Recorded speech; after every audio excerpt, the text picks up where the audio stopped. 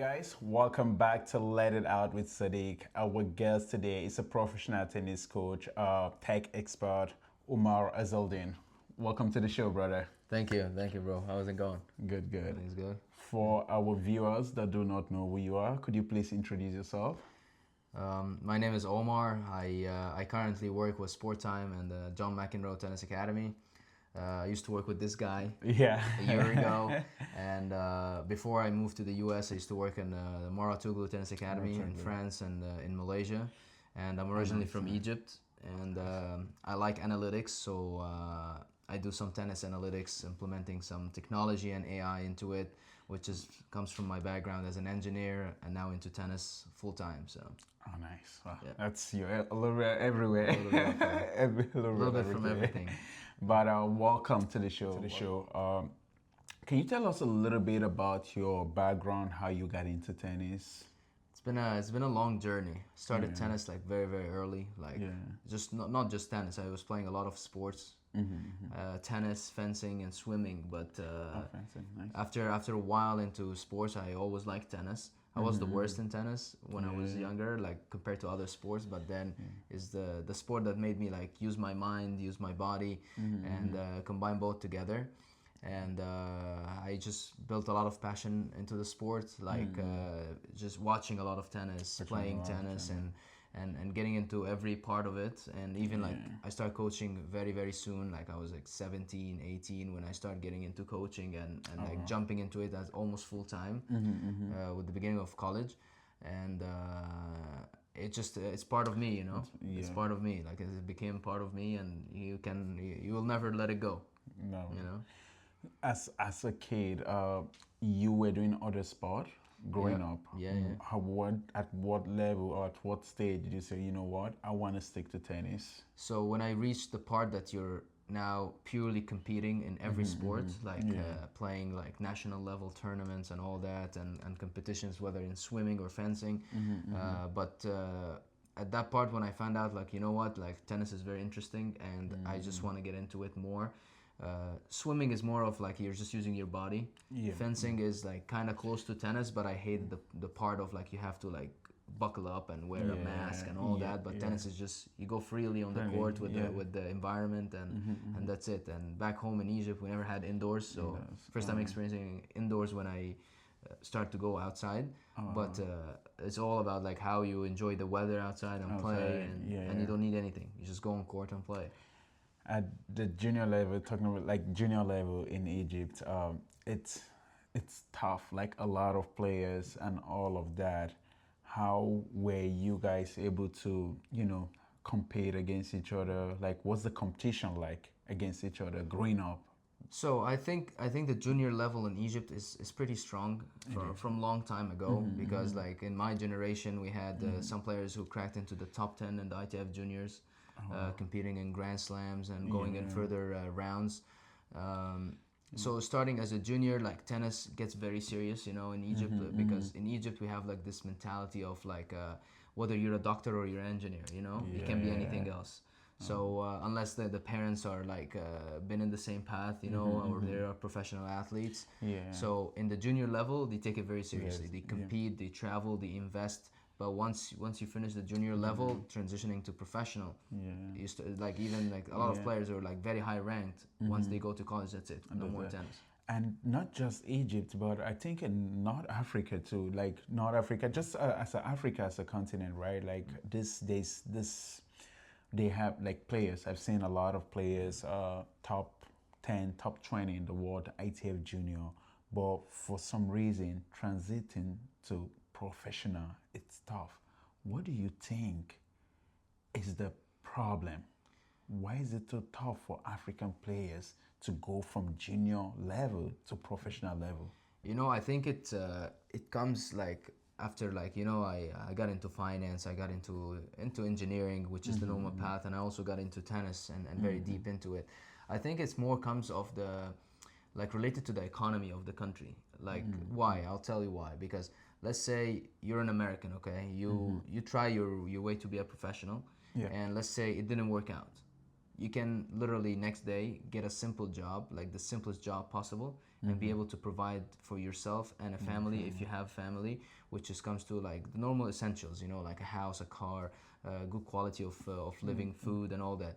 But when you compare it to like countries in Africa, especially like in Egypt, for example, like it's if you go that path, you will burn a lot of money, and there's no way to recover from it. You need years to recover, and unless you have like very rich parents that can provide for you everything, it's still like you won't even accept it, because as a community and as a society, it's tough in Egypt to say like I'm gonna go professional, and hopefully I make it, you know, because there's no way to come back after you dip down and you don't go up. That's it for you.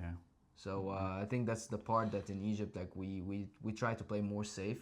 I go to college, you know, I secure a full scholarship in the US, I study, get good education, and maybe give it a shot after. And if it didn't work out, and I have very close friends that they're very, very promising, super high level. They played in top level in the US, and they could have made it to professional. But again, it's you give it a shot, and if you dive down, it's tough to come back, you know. It's tough to come back in life in general, like to start finding a job and getting into, let's say, corporate, for example, and like let go of tennis, you know. Let's go. So that's the part that everyone is scared to take that shot. And some who took like shots, like we have a very successful Egyptian tennis player called Mohamed Safwat, and you know him. He cracked into the 130 ATP, and he's been the longest player ever being on Egyptian player to be on the tour. It's not just about like getting to the high rankings. It's also like maintaining that for like over 10 years. Wow. He took the shot, and he took it a long way, and it paid off for him. Obviously, it would be better and better if he went further, but again, that was it, and it's one shot. You go, you make it work. If it didn't work, you have to make it work, you know. So I can put it this way. What do you think? I mean, you've pretty much break it down, like, you know, the reasons and all. But what do you think Africa as a continent, not just Egypt, for example, Africa as a continent, what do you think they need in general to get a lot of top player? Like if you look at top 200 in the world, maybe there's barely 5-10 Africans. You know, I since I start coaching, you know, I start getting into like worked with ITF players, traveling and experiencing going to rough countries like Zimbabwe, Mozambique, and go with like 14, 15 years old kids and competing in those areas. And I always, something I always talked about, which is, let's say you go play an ITF juniors in Zimbabwe, okay? You're playing against some player that is top 200 ITF, okay? And they're in the tournament and you're playing against them. Take the same top 200 player and put him in a tournament in Europe. You'll find out that top 200 player will hardly compete with top 500 in Europe. Like someone is like 480 against someone 190 from Africa, someone go to Europe. You find that the level is tough because resources in Europe, especially in the junior level, is not very high. It's like, I wouldn't say like it's as Africa, but it's still not enough resources. But literally you drive 2 hours, you're from Switzerland to Germany to France, it's like 2-3 hours drive. And the accessibility to get into those tournaments is much easier. You don't need to like travel through the whole continent to play. And even like flights is like, sometimes I saw flight tickets for 20 euros. So 20 euros with a backpack that has tennis rackets, you can go play a tournament there. So the pool of players is bigger, and the players that doesn't have resources still get a chance to compete in those tournaments. But in Africa, you need to have enough resources to go play that ITF in Egypt, for example. So everyone from Africa travels for it. Someone goes to Kenya or go to Namibia or South Africa. Even just the flight tickets is extremely expensive. Extremely expensive. It is. So the players who can compete are the players who has the resources to compete. And that doesn't mean that they're the best or the worst. It's just you have a resource, you go. You don't have the resources, you won't go. But in Europe, like literally minimum resources, everyone get the opportunity to compete. So it's more of like the environment around it. So well, that's pretty impactful. Tough. Tough when you look at situations like this. It comes down to financial, you know, like financial this thing of the person. Maybe they have a sponsor and all of that. And like you said, it's sad to see where to go from one country to another in Africa. It's like super, super expensive. It feels like you're going, it's even more expensive than going from Africa to Europe or something. Or even to the US. Yeah, like, yeah. A It's flight like, wait, going I'm from going, Egypt to like any country in the south East Africa or South Africa. is more it's expensive like than going to the the US from yeah, here. yeah. Hopefully they can do something about that. So you've been in different part of the world, playing, teaching, big in teaching tennis, working with junior, senior professional players, high-level players over the last few years. You've been in that, industry. What would you say is your biggest? What would you say is your biggest surprise being in that industry? Like the biggest surprise for me is the least surprise at the same time, which is, when you reflect back to yourself when you were like 12, 13, 14, and you remember those kind of drills you were doing with your coach. Doesn't matter who your coach is, can be like a coach who never seen anything outside the club that they're at, or someone who's been all around the world. And the most surprising thing for me was when you see, and especially when I started working in France and Mouratoglou, and then I used to observe how Medvedev's coach used to like construct the session and the type of drills he was doing. And my biggest surprise was that the same exact drills that I did when I was 12 or 13 or even like 10 years old, Medvedev was doing on the court. At the time before Wimbledon, he was in an intense preseason. Obviously not everything, but you start seeing things that I was just doing that. I did that when I was 12. I did that when I was 13. And you see those professional players are doing the same exercises. You go to the gym. It was funny. I used to go to the gym and lift with Monfils. You see Monfils at the gym all the time, and Tsitsipas, and they lift very, very heavy though. I was surprised. I was surprised to see how they can load a lot of weights and do squats, for example, or bench press.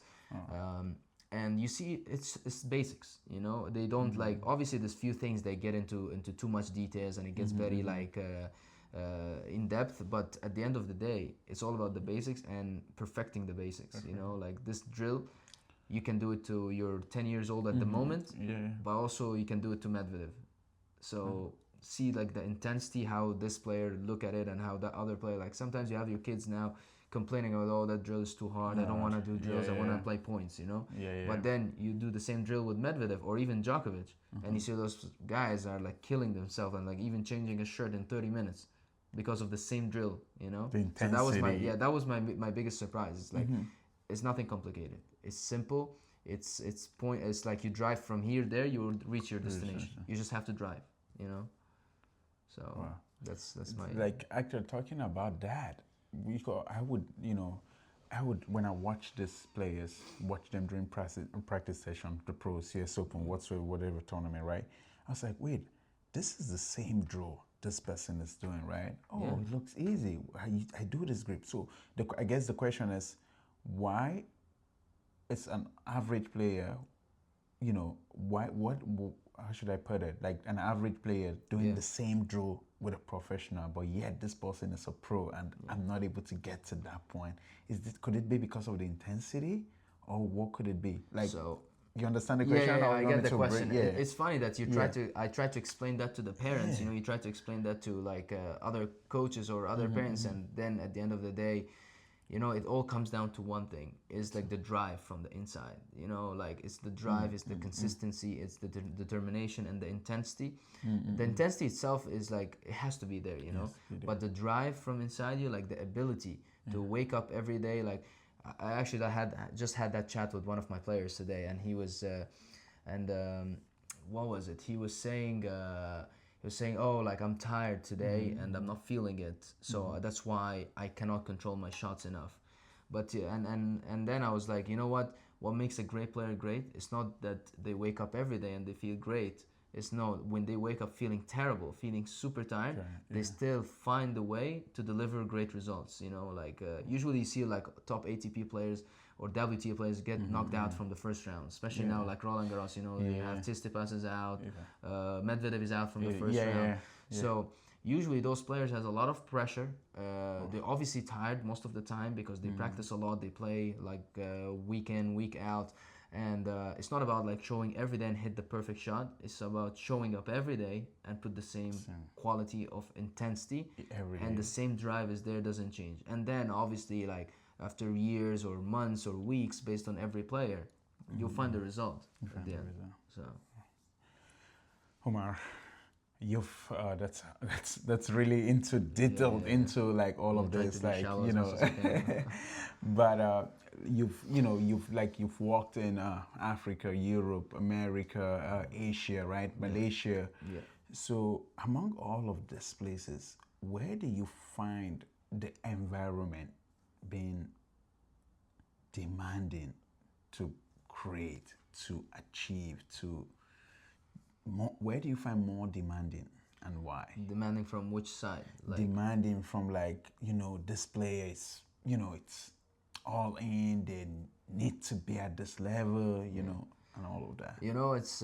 it's again, it's very simple though. It's everywhere in the world can be the place. It's like what's inside that person, like what's inside the coach. Because look, you see a lot of coaches doing the same job, but there's some coaches are from inside them. They have a vision, they see that this player, I can take that player places. Some other coaches, for them is like, I have this player for 60 minutes, that's it.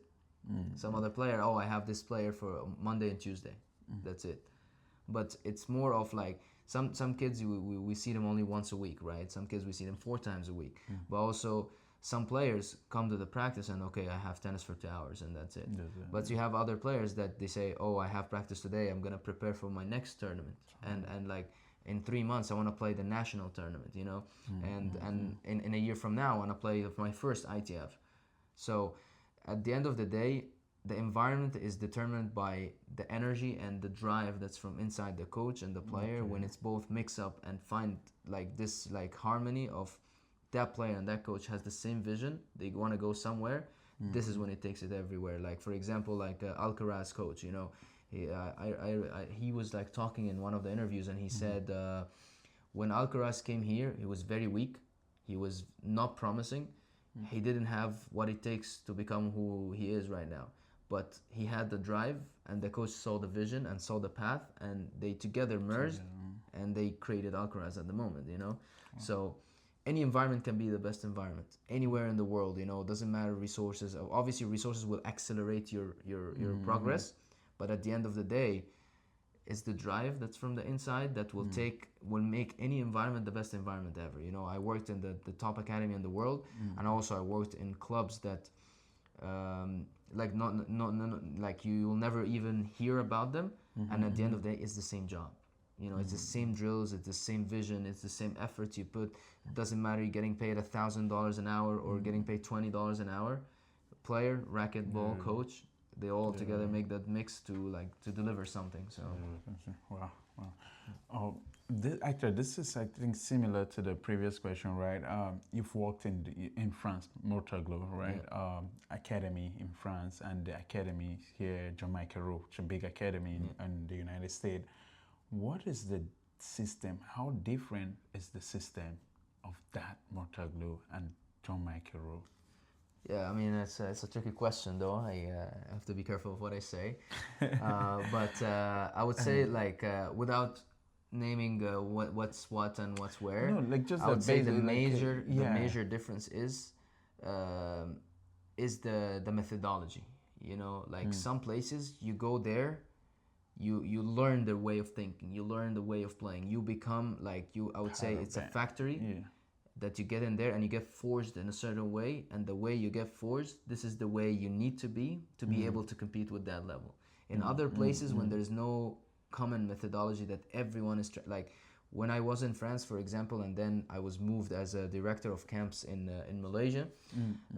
I went to Malaysia for one of multiple reasons. One of them was to teach the methodology to the coaches, to be able to teach with the same methods and ideas and deliver the same energy that is being delivered by the guy himself. We all watch Patrick Mouratoglou's videos and we say, it's amazing, and we all love it. It's because his vision or his energy in the video.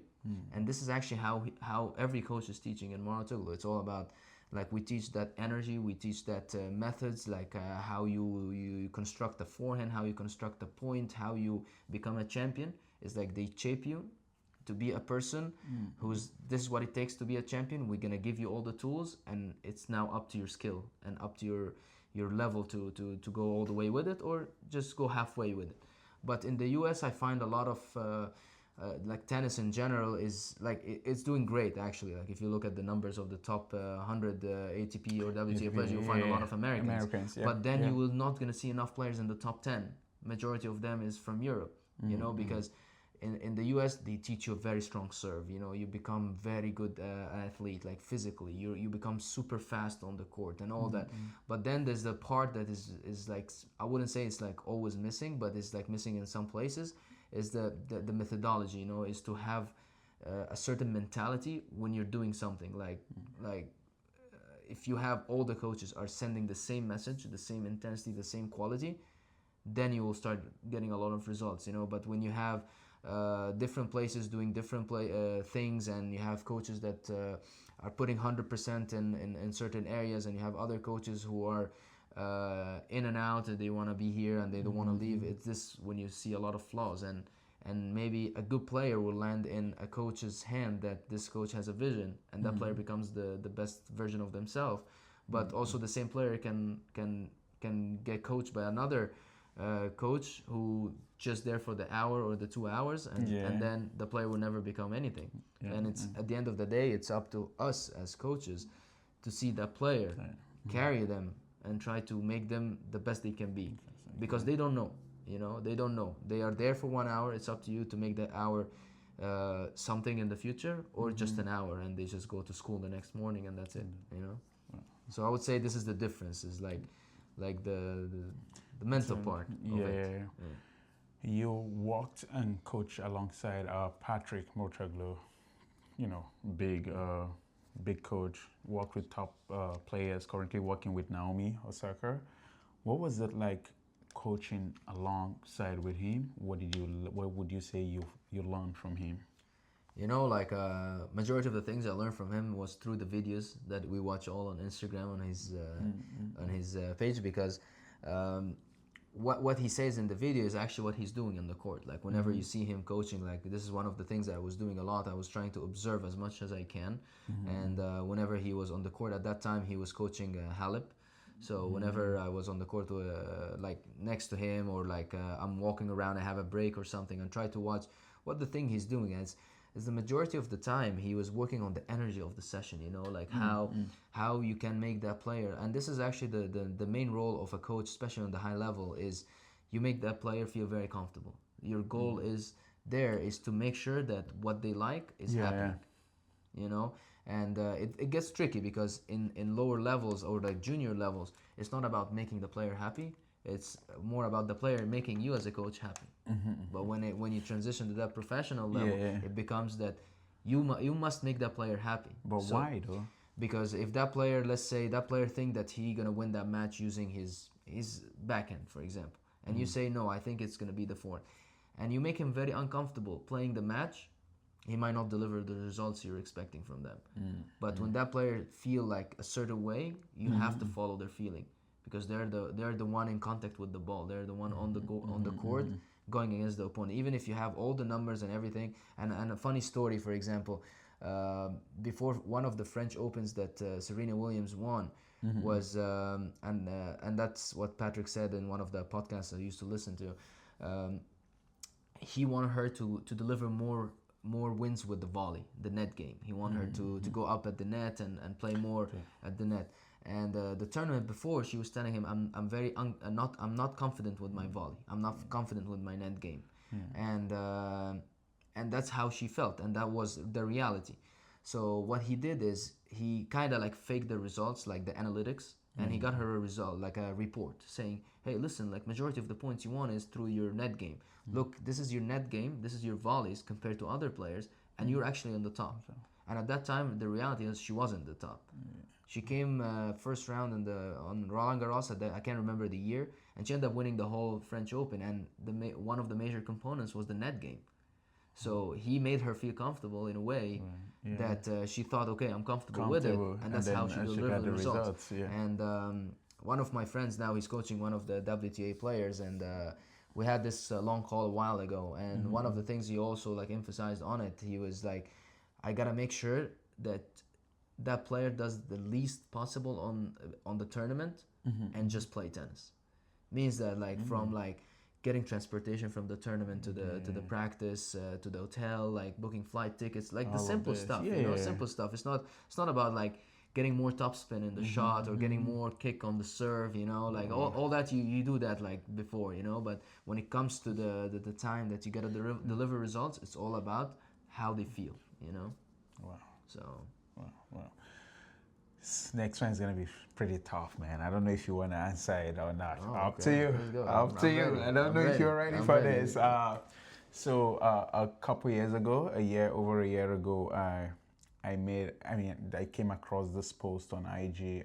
Allegedly, Patrick Mouratoglou charges 7,500 for a tennis lesson, and I did ask people questions. The question is, I'm gonna ask you the same question. Would you pay 7,500 for a tennis lesson? Okay, let me ask you that question. Do you know who bought those lessons, or like who like actually paid that money to get those lessons? I'm not sure who those people are. You'll never see a professional player does that, right? Like you're not gonna see a professional player, you're not gonna see a high level junior player would do that, right? So who did that? It's like, let's put it this way. So the Knicks are playing. You're finding a way to go around this question, like neutralize it, eh? So put it this way. The New York Knicks are playing a playoffs game now, right? Oh. There's a front row seats, right? The front row seat today is $180,000, right? Okay. Who's sitting over there? It's not like someone like me or you, right? It's like a celebrity. It's an actor.